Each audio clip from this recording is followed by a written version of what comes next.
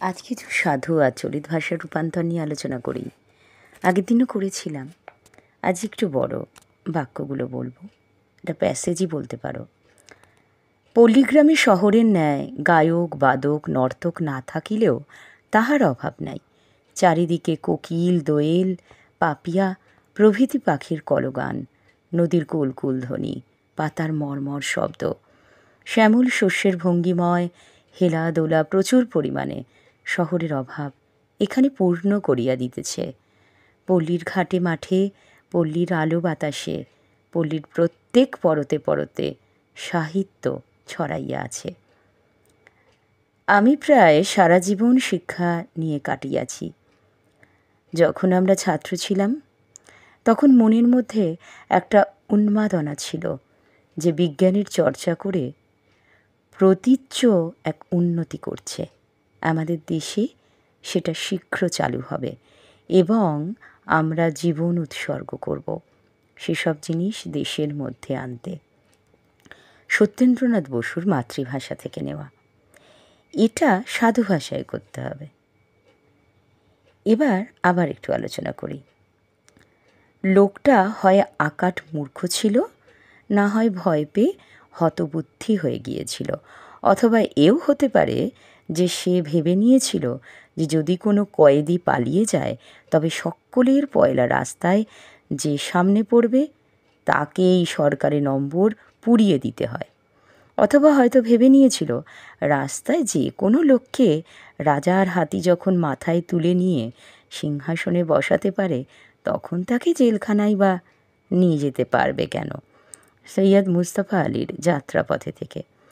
এটা সাধুটা বলে রাখি, লোকটা হয় আকাট মূর্খ ছিল, না হয় ভয় পাইয়া হতবুদ্ধি হইয়া গিয়াছিল, অথবা ইহাও হইতে পারে যে সে ভাবিয়া লইয়াছিল যে যদি কোনো কয়েদি পলাইয়া যায় তবে সকলের প্রথম রাস্তায় যে সামনে পড়ে তাহাকেই সরকারি নম্বর পুড়াইয়া দিতে হয়।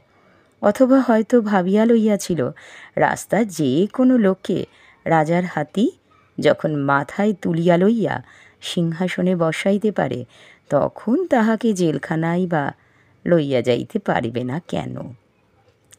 বেশ কিছু বললাম, তোমরা এটা শুনে লিখে লিখে করো। বাংলা ভাষায় দুটো রূপ, কথ্য আর লেখ্য, এবং এই লেখ্য ভাষার দুটো রূপ, সাধু শিষ্টচলিত। ফোর্ট উইলিয়াম কলেজের পণ্ডিতগণের দ্বারা পরীক্ষামূলকভাবে ধারাবাহিক সাধু গদ্য রচনা শুরু হলেও রামমোহন, বিদ্যাসাগর, বঙ্কিমচন্দ্র, রবীন্দ্রনাথ গদ্য স্রষ্টার হাতে বাংলা সাধু গদ্য শক্তিশালী হয়ে উঠেছিল। প্যারীচাঁদ মিত্র, যাকে টেকচাঁদ ঠাকুর ছদ্মনামে ভূষিত করা হয়, আলালের ঘরের দুলাল, কালীপ্রসন্ন সিংহের হুতম প্যাঁচার নকশা ইত্যাদি থেকে শুরু করে পরবর্তীকালে প্রমথ চৌধুরী, রবীন্দ্রনাথ, বিবেকানন্দ শিষ্ট চলিত ভাষা সাহিত্যের নানা শাখায় প্রসারণ ঘটিয়েছেন। সাধু ভাষাতে তৎসম শব্দের ব্যবহার, চলিত ভাষায় তদ্ভব, অর্ধ তৎসম, দেশি বিদেশি শব্দের ব্যবহার বেশি। সাধু ভাষায় সর্বনাম আর ক্রিয়াপদের পূর্ণরূপ রক্ষিত হয়। চলিত ভাষায় সর্বনাম আর ক্রিয়াপদের সংক্ষিপ্ত রূপ থাকে। সাধু ভাষায় একটা গাম্ভীর্যপূর্ণ অবস্থা হয়, আর চলিত ভাষা সহজ সরল আটপৌরে। এটা একটু আলোচনা করলাম, আবার চলে আসছি সাধু থেকে চলিত ভাষার আলোচনায়। এতক্ষণে অপূর্ব তাহার পরিচ্ছদের প্রতি দৃষ্টিপাত করিয়া মুখ ফিরাইয়া হাসি গোপন করিল।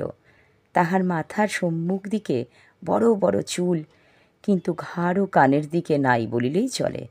এমনই ছোট করিয়া ছাঁটা, মাথায় চেরা সিঁথি, অপর্যাপ্ত তেল নিষিক্ত কঠিন রুগ্ন কেশ হইতে নিদারুণ নেবুর তেলের গন্ধে ঘর ভরিয়া উঠিয়াছে। এটা শরৎচন্দ্র চট্টোপাধ্যায়ের পথের দাবি থেকে নেওয়া। চলিত রূপ, এতক্ষণে অপূর্ব তার পরিচ্ছদের দিকে তাকিয়ে মুখ ফিরিয়ে হাসি গোপন করল। তার মাথার সামনের দিকে বড় বড় চুল, কিন্তু ঘাড় ও কানের দিকে নেই বললেই চলে। এমনই ছোট করে ছাঁটা, মাথায় চেরা সিঁথি, প্রচুর তেলে ভেজানো কঠিন রুগ্ন চুল থেকে অসহ্য লেবুর তেলের গন্ধে ঘর ভরে উঠেছে। একটু আগে যেটা আমি বলছিলাম যে সাধু ভাষাতে একটা গাম্ভীর্যপূর্ণ ভাব থাকবে, সেটা আমরা দেখলাম। এতক্ষণ যে আলোচনা করলাম গাম্ভীর্য কোনখানটায় আছে, বা চলিত ভাষাটা কেমন সহজ সরল আমরা আটপৌরের ক্ষেত্রে ব্যবহার করি, এগুলো দেখেছি। আবার পরবর্তী ক্ষেত্রে আলোচনায় চলে আসবো। সবাই ভালো থেকো।